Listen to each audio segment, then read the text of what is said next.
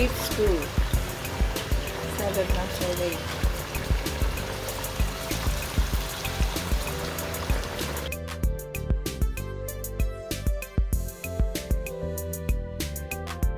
Beef stew ala Saladmaster using our 7 quarts pan. Kain na tayo, Saladmaster lovers. What's your ulam for today? Yummy, yummy beef stew. Siya. Yan. Kain na.